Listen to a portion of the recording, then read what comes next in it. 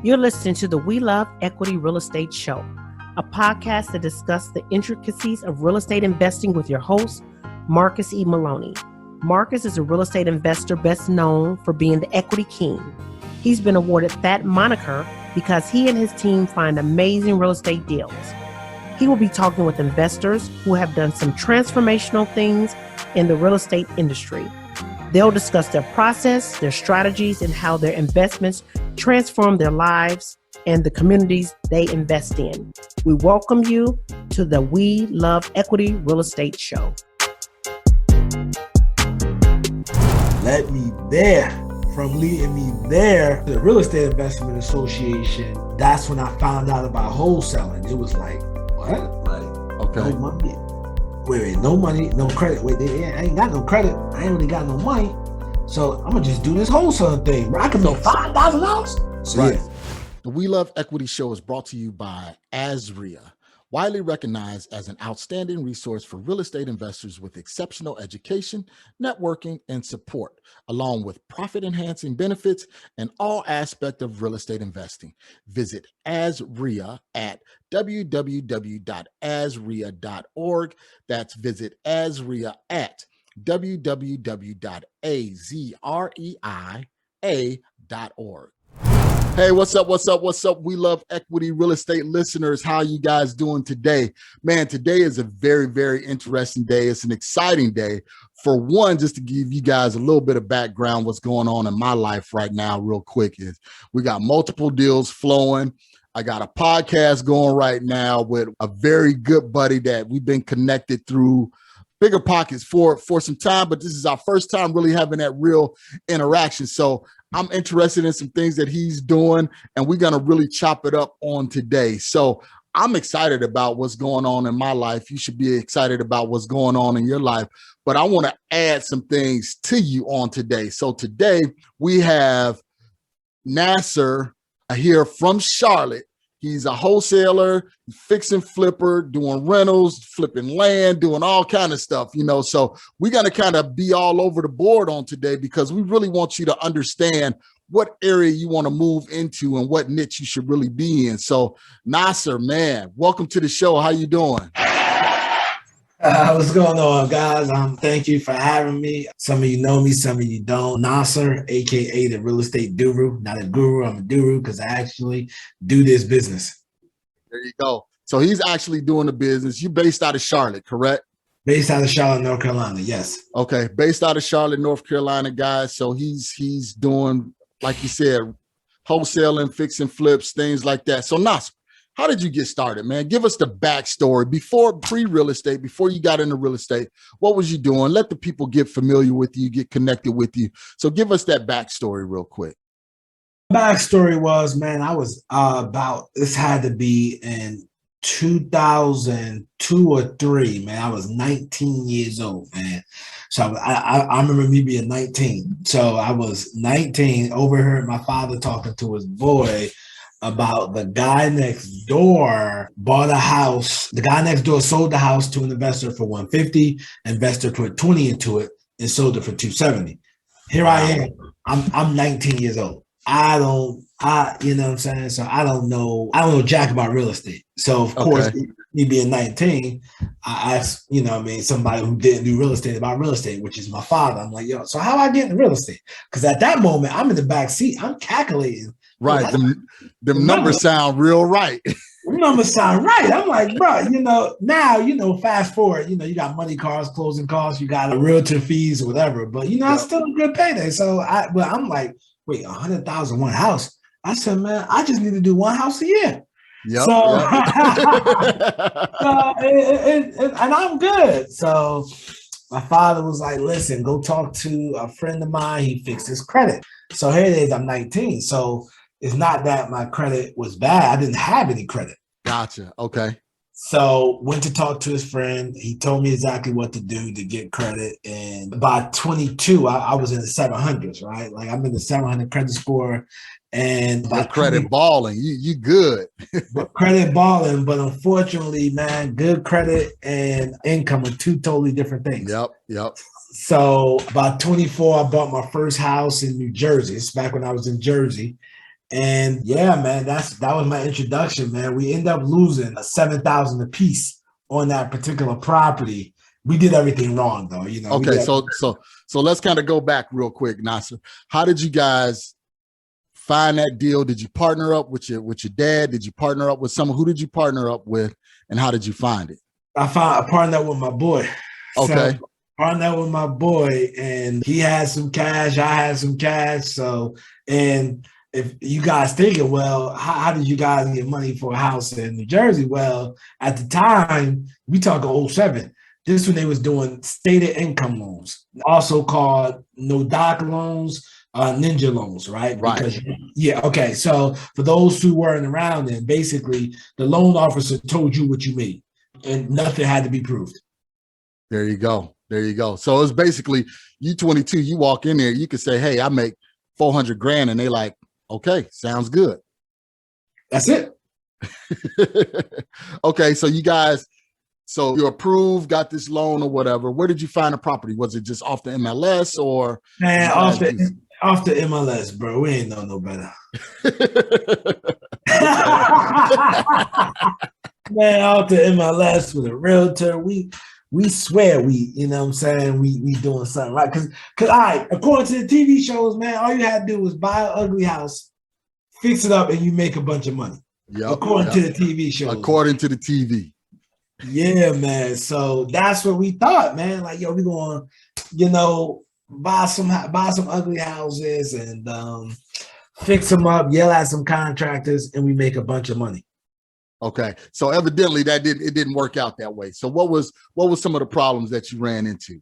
Man, that contractor took advantage of us, man. He could have done his worst. He could have ran off with the money because we ain't know no better. So he just took his time with the job because he was ahead of the job. So the people who are not in real estate or haven't done a fix and flip yet went ahead of the job, meaning that the contractor did $2,000 worth of work, but he got 10 grand. Right. Okay. So in his mind, he like, yo, I got 10 grand and I did 2,000 work. Why am I rushing to get this done? Right. He working at his own pace now. That's yeah. So guys, you got to make sure you have the work equal to amount of money that you pay out. So don't pay heavy forward like Nasir did. Don't make the mistake like Nasir did. I'm sorry, and do that. So make sure that the amount of work that he do is the amount of money that you pay, and actually have them to do the work, some of it up front. That way they behind on a job, because then that way that's going to give them motivation to get in there and get your project done. Absolutely. It don't cost nothing for demo. So if they got to go in there and do demo, say, hey, look, you got your guys, y'all go do demo. When demo's done, I'll pay you, for demo, so yeah, you want to have those conversations up front as far as money. Okay. So that's good. That's good right there. And one of the things that we do, because I made some of the similar mistakes when we got started, now we use a Gantt chart. So we once we doing that interview with that contractor, we like, look, here's the scope of work. Here's our chart. Week 1, this should be done. Week 2, this should be done, so on and so forth. And then if you hit those benchmarks, boom, you get paid. And if you exceed those benchmarks, we're going to give you a little bonus, because we're going to have a bonus baked in there. That way we make sure everything is done in advance. Correct. Yeah, absolutely. Okay, so you behind on this project. What else happened, man? Because how did you guys lose $14K? So we paid attention to no comps. The comps said that the house was going to be worth $220. Now, mind you, I don't know nothing about real estate. Okay. I don't know nothing about real estate, and we talking to people who telling us what we want to hear. Gotcha. All right. So we talking to. If the realtor trying to tell us reality, we just not gonna go in. Mm-hmm. Okay. But if a realtor gonna blow smoke up, you know what I'm saying? Like right. We like that. You know what I'm saying? Right. Because you like, well, we can make more money, and they looking like, well, I just want to get this listing. Yeah, that's it. So the comps was 220. Man, we started at 290. Why did we start at 290? Yeah. Because why? Our house was nicer than everybody else's. 70K nicer, huh? $70,000 nice in everybody's house, bro. You can't get this. You know what we did in this house, man. We painted all the rooms different colors, and man, man, yeah, bro, it's terrible, bro. So big mistakes. So big mistakes, dog. So all right, I'm from New Jersey, born and raised. Yep. For those who are from the northern state, tri-state area, if you're not familiar with the tri-state area is New York, New Jersey, Connecticut. Yep. All right. There was a brokerage called Foxton. Okay. And it was big up north. I don't think they was not a national company. It's called Foxton. They had this business model, whereas they had their agents on their $40,000 base salary. Oh wow! Everybody got a Mini Cooper. Wow.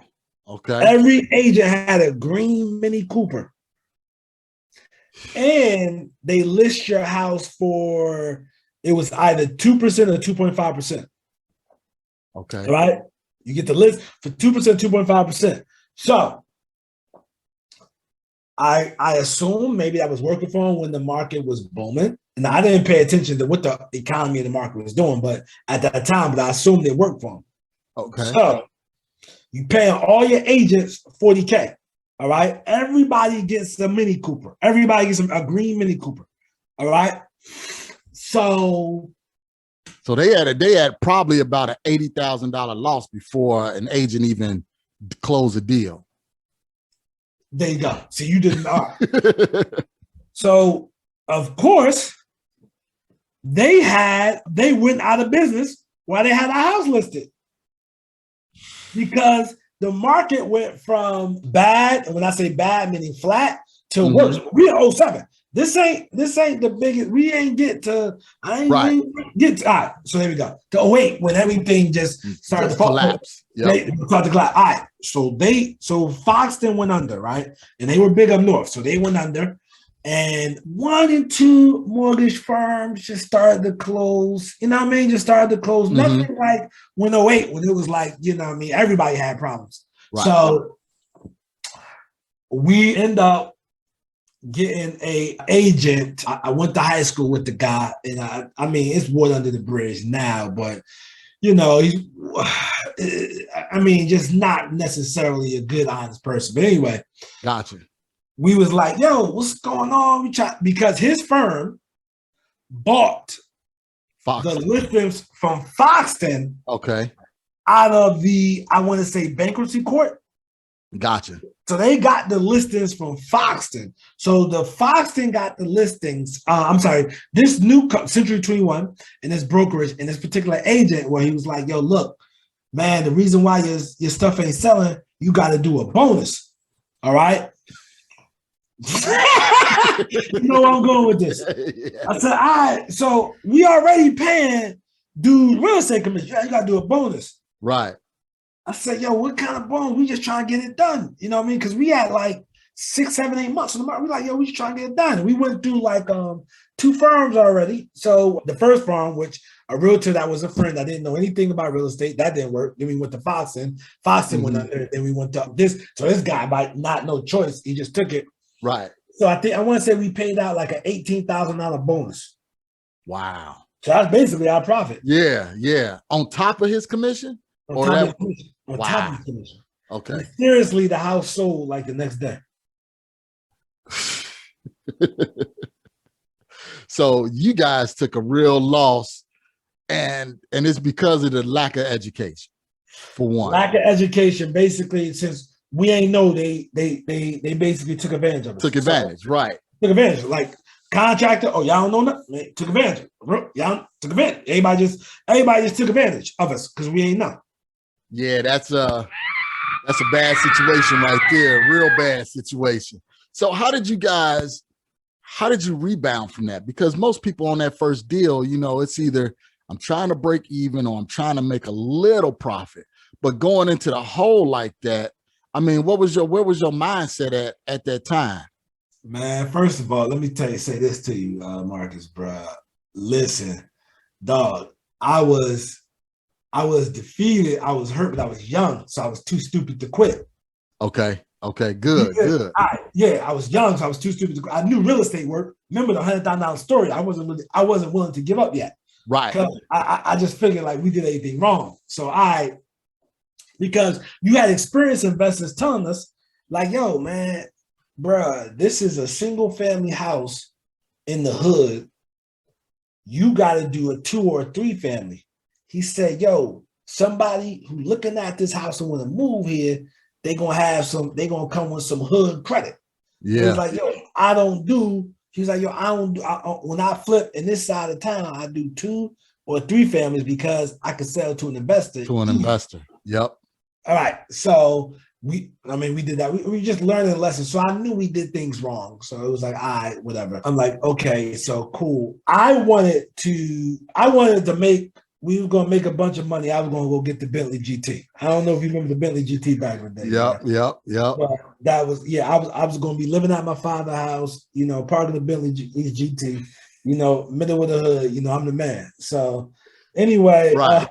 Right. You got some stories there. Yeah. All right. So anyway, man, I'm up here. It was just like that. I was just sad, man. Like, I ain't no Bentley GT. At least we got out of it. So I ended up moving to Charlotte probably 2 weeks later after selling that house, right? So, and I had my college degree, graduated from Kane University, and my thing was this. I had went, like in Charlotte, went to go get I got a job making $10 in the call center. And yeah, man, but after I sold that house, that's when the market went from bad to worse. And then once it hit worse, it got worse. Worse ain't even the word, but it got worse. Right. If you was around, you know what I'm talking about. It just it just kept getting worse and worse and worse and worse. I made that word up, but yeah, like it was crazy because the banks, bigger banks, like the A-class banks started to go under. Yeah. Saying like, yo, we closing our doors. We done. So, but I was able, it was behind me. Right. I mean, it was really a blessing because you guys were able to get out before it got worse, okay. So that 14K hit could have been really the whole project. All right. So at the time, you don't look at it, and then you're young and you don't know anything, but looking back, that was a blessing in disguise. God saved us. Like he saved us.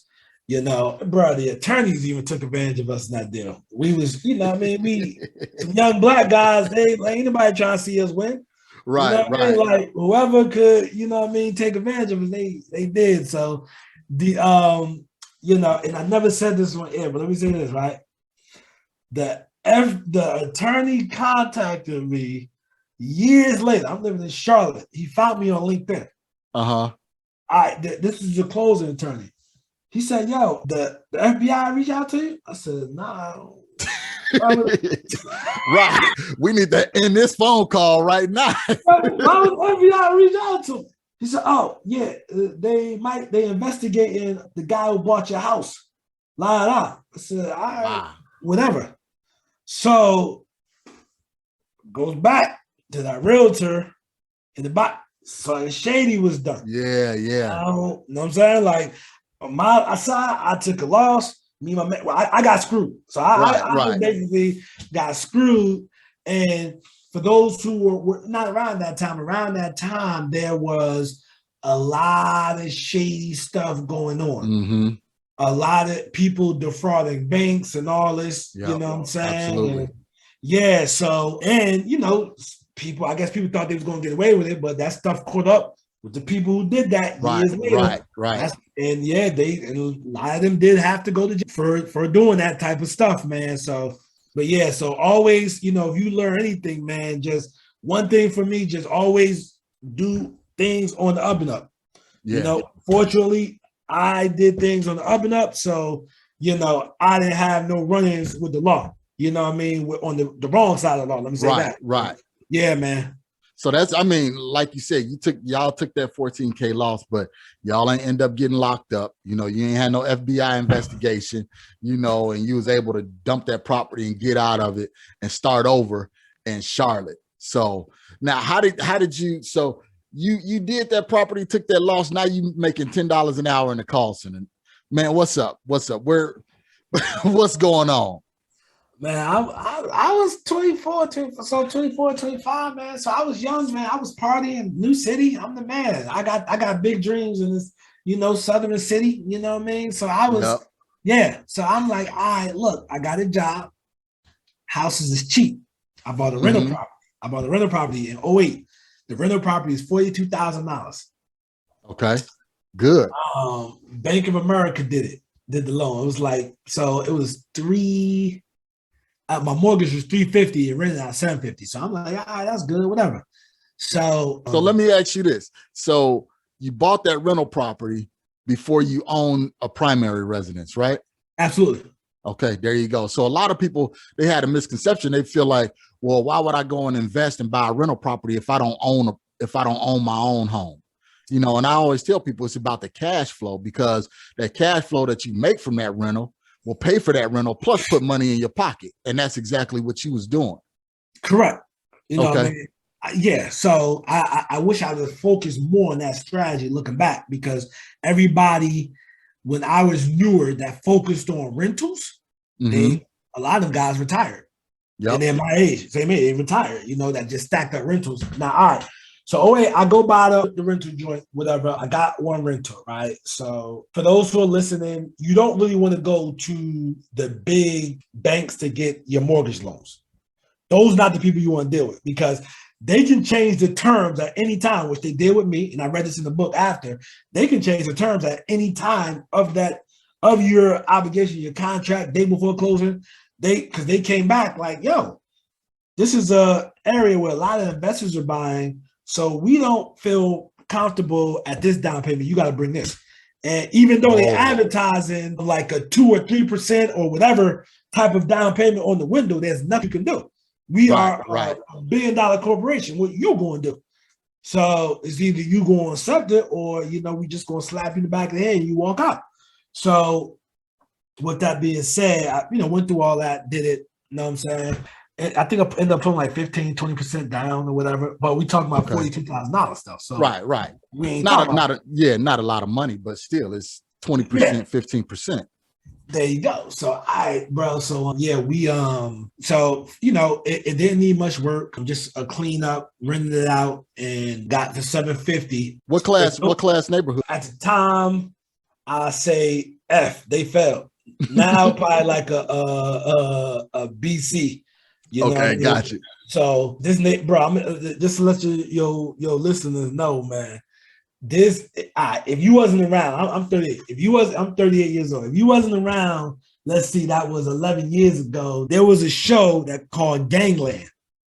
Okay. This neighborhood was on Gangland in Charlotte. Okay. And you buying up in there. I'm from Jersey. When you in Jersey, when you in the hood, you in the hood. Yeah. Out here, out there at the time, you could be in the hood, and I didn't know, because I'm seeing all these houses that look decent, Jersey, Right. Yeah. You in the hood. And that's kind of the way it was when I moved from Chicago here to Phoenix. In Chicago, because just quick story, somebody was like, nah, you don't want to be over there, because that's the bad part of town. So me being right. So I'm like, well, let me go over there and see what it's all about, and I'm driving through and I'm like, man, this is nice. Ain't no hookers on the corner, ain't no, guys on the corner, serving and stuff like that. So I'm like, this is pretty decent, so gotcha. Same thing. That's what I'm thinking. Like, I don't see nobody serving this side. You know what I mean? But the local, you bought where? Oh my God. So anyway, 08. So I did that 08.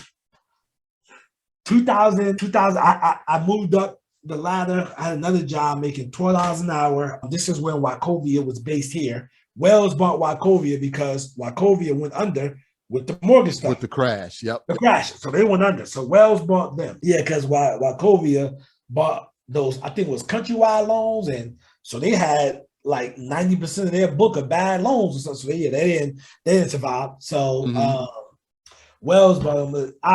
What I did, I bought another rental property in 2009. Okay. In another hood. I didn't know it was hood. I went around in the daytime. And if you don't know anything about real estate, man, try to go to your property at daytime and night. You know what I'm saying? So if you don't know about area and all that, before you buy it. So in the day, it looks totally different than at night. You know, things come out at night. So things come out at night, brother. So bro, this neighborhood, bro, like every time I used to go there, I see another rest in peace memorial for somebody. Back then, not now. Gentrification happened, so they, just went out the window. But anyway, so bought another one in 2009. I tried to buy a third rental property. Now I'm doing all this traditional job. Okay. You know what I'm saying? $12 an hour job. There you go. Just buying rentals. Okay. That's the Charlotte was cheap at that time. Right. Fast forward, you ain't getting nothing under 100K. You know what I'm saying? Like Charlotte ain't cheap no more. You know what I'm saying? So I took advantage of that, so try to get my third property. The loan officer was like, yo, your debt to income is too high. We can't give you no third property. So I'm thinking my real estate career is over. You know what I'm saying, bro? I'm thinking it's done. Like I'm thinking like, oh, it's a wrap for me. Like I can't do real estate no more. So reading a book called Rich Dad Poor Dad changed my life, led me to the RIA, Real Estate Investment Association. Okay. Led me there. From leading me there to the Real Estate Investment Association, that's when I found out about wholesaling. It was like, what? Like, no money. Wait, no money, no credit. Wait, I ain't got no credit. I ain't really got no money. So I'm gonna just do this wholesaling thing, bro. I can make $5,000. Right. So before you get into the wholesaling, so I want people to understand, guys, whenever you listen to any guru, anybody, they always say start at your local RIA. What your RIA is the Real Estate Investors Association. This is a place where all of the investors or the majority of the investors in that market, they come together and meet up. I'm a big proponent for the RIA. I mean, I work closely with our RIA here as RIA. And if you want to know about real estate investing, that's the place you need to go. Just like Nasir said, he went there, boom, it just opened up his eyes to where he can see how he can maneuver a little bit different, but still stay into the real estate industry. So you learned about wholesaling there. Kind of walk us through that. Yeah, the speaker just talking about wholesaling houses and you can make $5,000. I'm like, what? Man, I was so sold on it, bro. So, because I was, what they call house rich, cash poor. Yep. So, yeah, I was so sold on it, man. I used to use my vacation time at the call center job so that I can go to the real estate meetings.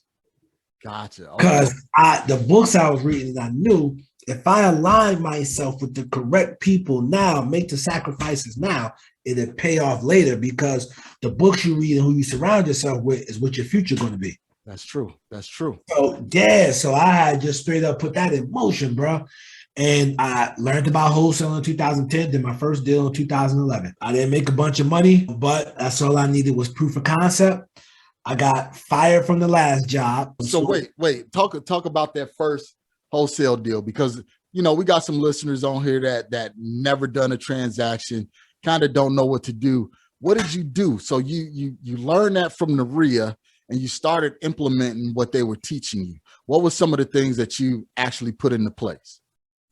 Okay, what did I do was basically I got a mentor approached me and wanted to mentor me because he'd seen me around. I got a unique name. My name is Nasar El Arabi, and then on top of that, I'm in the South. No, I like in New Jersey, like everybody has well, in North Jersey, a lot of people have unique names like mine. You know what I'm saying? Like, and down here it's rare. So one day I'm calling Craigslist ads, trying to make a deal. And this dude picked up. I said, what's your name? I said, Nasir. And I'm interested. He said, wait. He said, have you ever been to this meeting over here? I said, yeah, I've been over. He said, okay, I figured it couldn't be more than one Nasir in Charlotte. Right. So he said, hey, look. He said, what, he's trying to hold. I said, yeah, I'm looking to wholesale. He said, well, look, man, if you got to buy for this is what I can pay, et cetera, et cetera. Also, man, I do mentoring. Let's talk. I'm going to be at this meeting tomorrow. Put me on a whole nother meeting that I didn't even know about, off the radar. Okay. Connections, those relationships starting to work for you. There you go. So he mentored me to get my first deal. Okay. Speak up. The person who had that meetup eventually became not only my mentor, but my partner. Wow. Okay. So man, the guy works in mysterious ways. It's so real. So basically what I did, I drove for dollars for 8 months. It took me 8 months to get my first deal closed. I just drove for dollars. Say that again. Say that again, Nasir. Say that again. I drove for dollars for 8 months. It took me 8 months to get my first deal. Okay, so we got some parallels there, because a lot of people always ask, well, how long will it take for you to get your first deal? And I always tell people it all depends. You know, for me, it took me 9 months. It took you 8 months. Some people, you know, it magically happened. It may take them 30 days. Some people, they still trying to get their first deal. So guys listening, don't give up. Just continue to work through the process like Nasir did, and you'll come along on that first deal. So go ahead. I didn't mean to cut you off. Nah, you good, bro. You good, bro. I'm gonna tell y'all like this, bro. To all listeners who've never done a transaction before, we talking about 2011. 2011, there was one active real estate podcast, one active, and that was Flip to Freedom, Sean Terry out of AZ. Yep. So I had, when I'm driving for dollars, I had to listen to that one episode. That's all I had to listen to. And then that was that. Fast forward today, you have 2,000 real estate podcasts a day, you know, that you can listen to on any particular subject in real estate. It wasn't like that back then. True. YouTube, it was only a handful of real estate investors on there. Now it's, 8 million, Yeah, whole universe. Meetup.com. Back when I'm doing this, meetup.com, it was only a few active meetups because people were out the business, licking wounds and all that. It was that. So it's only a few. To fast forward, any major city, you're going to see 100 meetups. Mm-hmm. So yeah, you have to use those resources. I had less and I worked with what I had because I lived in my reality of I hated my job. I did not like my job. There was no way you was going to look me in the eye and say, yo, at 24, 25, okay, well, you got 30 more years to go here. Right. I just wasn't, I just wasn't doing that. I wasn't content with that because what kept me going the way they treated me. But looking at people 5, 10, 20 years my senior in those positions and saying like, okay, I got to wait 8 years to get that promotion. I'm going to be you. Yeah, I ain't trying to do that. That's not what I'm trying to do. And that's what I tell people. I say, man, look at your surroundings. If you look at your surroundings, you in a career, and just like you said, Nasir, 10 years ago or 10 years in the future, that's going to be you. Do you really want to be that person? And if you don't want to be that person, you better start shifting now and doing something different. I swear, start shifting now, doing something different now. But bruh, something different for me, I don't know about for you, Marcus, was I used to sleep with a book on the side of my bed before I could read one chapter or a few pages every night. I drowned myself in self-help movement because I had to do something different because like he said, the reality is just, okay, I'm going to look up. All right. You see that person right there? That's where you're going to be in 10 years. So is that what you want? Yep. So yeah, man. And I remember I was talking to the site director and I posted internally like over 100 jobs. And she was like, yo, she sat me down one time. She said, now, and I went about it the wrong way. I was telling, man, I was young, so I didn't know how to play the corporate game at all. Right. Nor did I care to learn, but I learned the hard way and I did it better at the next few jobs. But she said, now, all right, I'm looking at your applications. Let's say you apply for my department and you're all over the place. You're applying for HR, you're applying for money management, you're applying. I said, yo, I got the qualifications. I said, but she asked me, she said, how would you look at that? Man, this guy's ambitious. He really want to do something. So she was like, yo, you know what? I see that you're ambitious. And I can see in 10 years, you making $100,000 a year. So I'm thinking in my head, like, lady, I'm trying to make $100,000 a year now. Now, right. We're talking about 10 years. Man, by 35, which was 10 years for me, my business, we was grossing 7 figures. There you go. Come on, 100,000, man. Come on, bro. I'm trying to do that a month. You know what I'm saying? Like, I'm trying to, you know, man, like, come on, bro. Like, what you talking about, lady? So yeah, I learned it was just we didn't understand each other, and you know, it was totally all due to my fault, you know, and I should have done some things better early on in life that I wouldn't have to get a job, you know, but you know, I didn't have the information, but you know, I took ownership and responsibility for it and just moved on with my life. I got fired in September of 2012 from my last job. I was making $38K a year and been doing this business full time ever since. Okay, so you did that first wholesale deal. Took you 8 months to do it. I'm assuming, like you said, you did it with your mentor. You found it driving for dollars, right? Correct. Yes. Found it driving for dollars. What did you do? You just said, "Hey, mentor, here's what I found." He skip traced it. Kind of, what was the process? Real quick. What was just a real quick process? Back then, skip tracing wasn't really a word like that. So no, I did all the work, and God, he just was telling me like, "All right, use this contract. All right, sign this. Go there. Go." You know, like he was just giving me direction. Okay. So he just giving me direction, and all right, the way I found my buyer, right? Things are a lot easier now, but the way I found my buyer, I had relationships from, remember that RIA, right? I had relationships with people, and similar. You said you work closely with your RIA. Mm-hmm. I went in with the mentality, well, how can I serve you guys? I used to volunteer. Yep. And when you volunteer, I was getting in the Saturday meetings for free. Mm-hmm. So I used to volunteer. So I had relationships with that. So call somebody up, email me a contract. Call this person up. They sent me the cash buyers list. Okay. At that time, only realtors could pull a cash buyer list. Here, you know, just the MLS cash buyers list. Now you got PropStream and all the other companies. Right. Okay. So I made a flyer of the property, mailed it out, and found my buyer. There you go. Simple process. I mean, it's a lot simpler now, but still you had the grit and the hustle to say, all right, I'm infiltrating this system, you know, so I can make my connections.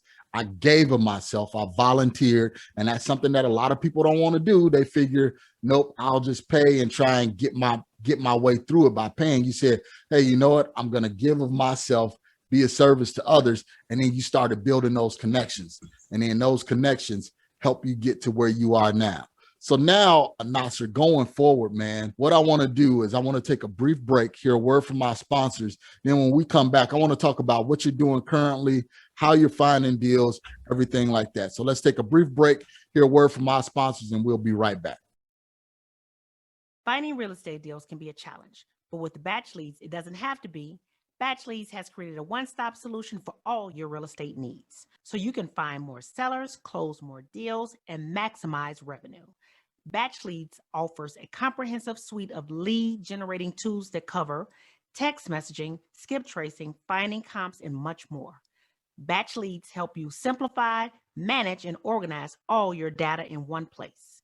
Batch will help you stack your lists and identify properties that appear on multiple lists and have multiple distress indicators. These sellers are likely to be highly motivated and eager to sell.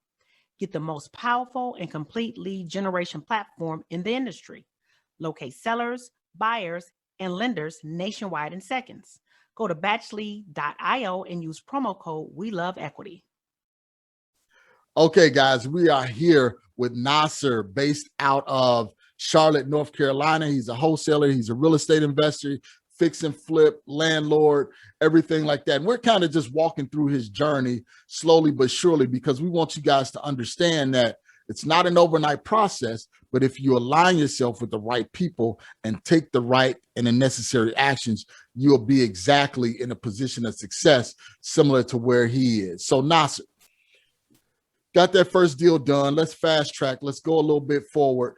What are you doing right now in your business? Are you guys still continuing to wholesale?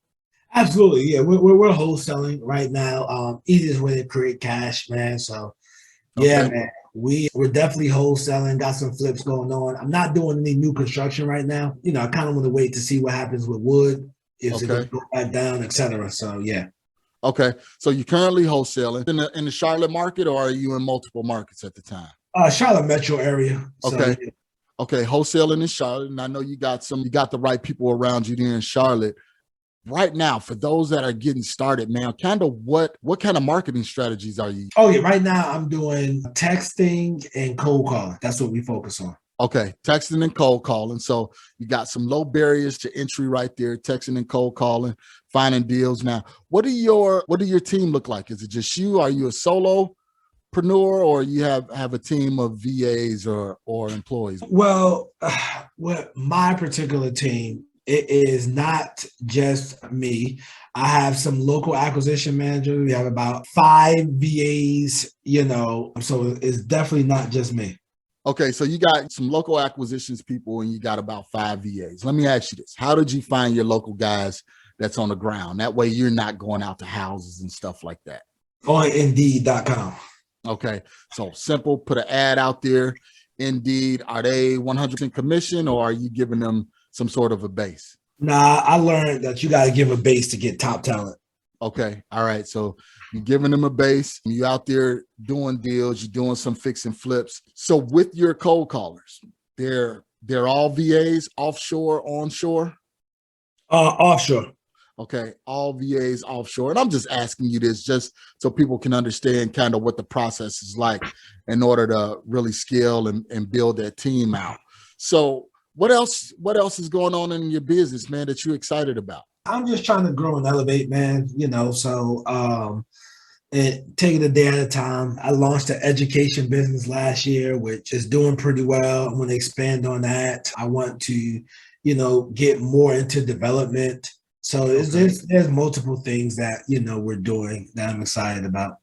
Good, man. So right now, let's do this. Let's put you on the hot seat real quick. We're going to put Nasir on the hot seat, ask him a couple of questions here. Starting over, man, what would you do differently? Starting over, what would I do different, man? I would have got a deal a lot faster if I would have had the confidence that I have today and better at comps and not thinking so small. So, yeah. Okay. So real quick, guys, your mindset, you gotta have the right mindset. So I don't know if you want to touch on that, Nasir. I can touch on it, but I'd rather let them hear it from you. Yeah, man, mindset is extremely important, man. It sounds cliche, you always hear it, but that's the most important thing with entrepreneurship, man. The average entrepreneur makes $66,000 a year. Some of you are probably listening and saying that, well, I make more than that in my job. All right, so you don't want to be average. So You can't approach this with no average mindset. There you go. You will have to stretch your mind and, work on that. That's what I had to do. I had to get around people who thought bigger and et cetera. So, yeah. Yeah. And one of the things that I always tell people is you have to invest in yourself. You got to look at education. And I'm not talking about college books and things like that, but you have to, in an arena that you want to be in, since we're talking real estate, you have to be around people that's actually doing what you want to do. And you have to be confident enough to ask them the questions. You have to be confident enough to say, okay, this course I want to take on creative financing costs $2,000. I need to invest in myself and pay for that course so I can learn what I don't know. And that's one of the struggles that a lot of people, not just people getting started, but some people that's further along the journey, sometimes they just don't want to invest in themselves. So guys, listen up. Make sure you take that money and invest in yourself, because it's going to take you a long way. I'm constantly investing in education. I have a workshop that I have to go to this weekend, about mindset, getting prepped and ready for 2022 and beyond. I could be happy sitting still right where I'm at, but we want to always progress and go forward. So Nasir, what is one characteristic you believe that every successful or high-level achieving investor has to have? Determination, grit. There you go. Determination and grit, guys. You gotta push through, because you're gonna have problems. We ain't talk about all of the problems. We just talked about your one issue with your first deal. I'm pretty sure you had other issues, throughout your 10-year career, but you're gonna have problems, guys, and you got to know how to have that grit and got to know how to push forward in order to get on the other side of that mountain. So what next, man? What's a good book recommendation? I know you mentioned Rich Dad, Poor Dad earlier, which is an awesome book. You got any other suggestions for us? Yeah, absolutely, man. My latest one, man. If you're not a reader, you don't really read, man, and you're from an urban community, man, 50 Cent's Hustle Harder, Hustle Smarter is a great, easy book, easy to listen to. Like it's one of those you don't want to put down. But another book that changed my life, man, was Stedman Graham, You Can Make It Happen. You Can Make It Happen by Stedman Graham. Where I was at in my life when I read that book, I used to blame all my problems on somebody else. Man, it's Marcus' fault I'm in his call center. It's Marcus' fault I ain't got no bins pulling up to the front of the club. You know what I'm saying? Right. So, yeah, man, just pointing fingers at everybody else, man, and not taking ownership, man. That book made me take ownership and responsibility in my life, man, and so I could move it forward, man. You will not move forward without taking ownership and responsibility of your life, man. There you go. Because, nobody else controls your life but you. So stop making excuses, guys. Stop blaming it on everybody else. Like Nasir said, you got to look at yourself and say, okay, what do I need to do? What do I need to improve on myself in order to get me where I'm trying to go? And then again, who do I need to be around? Because actually, when you're around other people that's truly doing what you want to do, you'll reflect on them and you'll look back and you'll say, okay, yeah, I need to step my game up because I'm not doing everything that I need to do. So tell us, Nasir, real quick, man. I know you got a book. Tell us about your book. Tell us about your education platform, man, for those who may want to reach out to you and get some more information from you. Come on, fill us in. Okay, so I got a book called Flip Houses Like Burgers 2.0.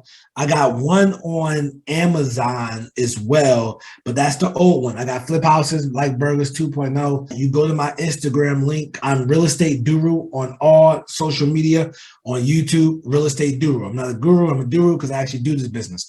Doru is D-O-R-U. So you click the link in my bio, you will get the books, and you will get the book, Flip Houses Like Burgers 2.0. If you want my first book, like I don't know if I can trust this guy, go to freenasbook.com.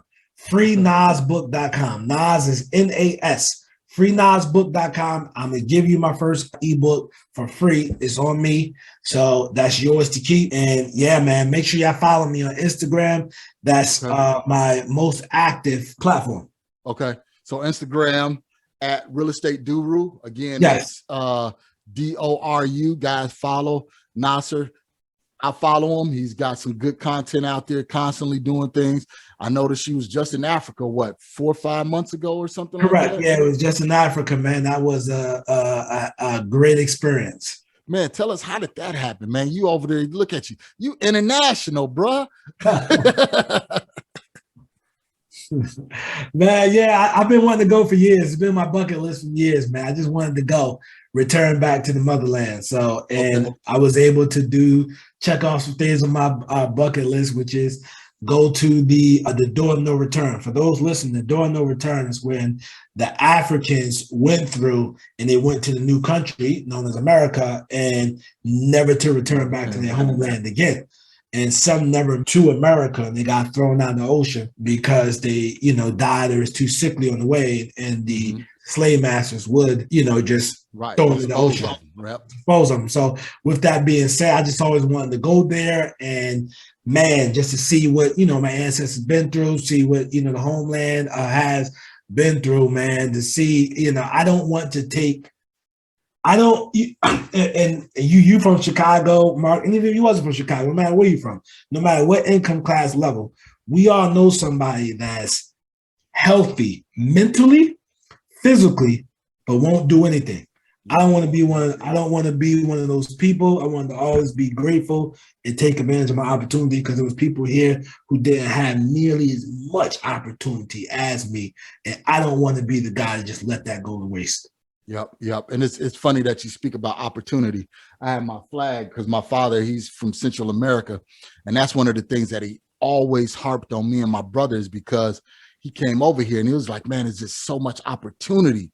There's just so much opportunity. How come people are not taking advantage of all of this opportunity? So that's always in the back of my mind, man, is, you know, every day it's a new opportunity. We're here in the States, we're in America. And even if you're, you know, in international waters, there's opportunity around you, but you got to be able to see it, understand it, and take advantage of that opportunity and get out there and do some things. Yes, and for all those who think, you know, we was in Africa, man, I was amazed, man.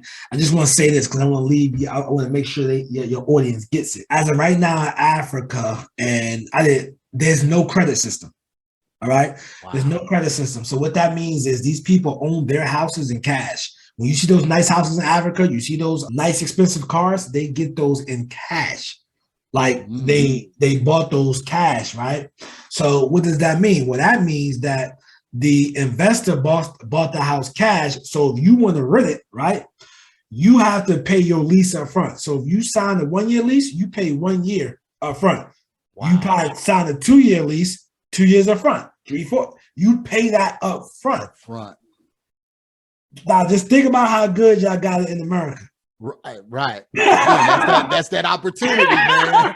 Because it'll be a lot of homeless people. But like you said, people do what they need to do. So even in America, if that was the case, people would learn to save. People will learn to do what they need to do in order to pay that year's rent up front. But man, it's good that you had a chance to go over there and get that exposure, because I know it opened up your eyes when you came back here to the States. Yeah, absolutely, man. Opened up my eyes, man. We're trying to do, they're having an affordable housing crisis inside of Accra. Accra is inside of Ghana. Okay. And this is like, you know, some major city. And so they're having an affordable housing issue. So I'm hoping that, you know, I can bring some affordable housing to there. We was talking to some people who are very well connected, and we're trying to get this worked out, whereas, you know, they give us the land and we build affordable housing so teachers can have a place to live. Okay. Wow. That's good. That's great. You know, international work, man. Brother, I support you all the way. You let me know if you need anything on my end, you know, in order to support the cause. So, man, I really want to appreciate you, man. Thank you so much for being here.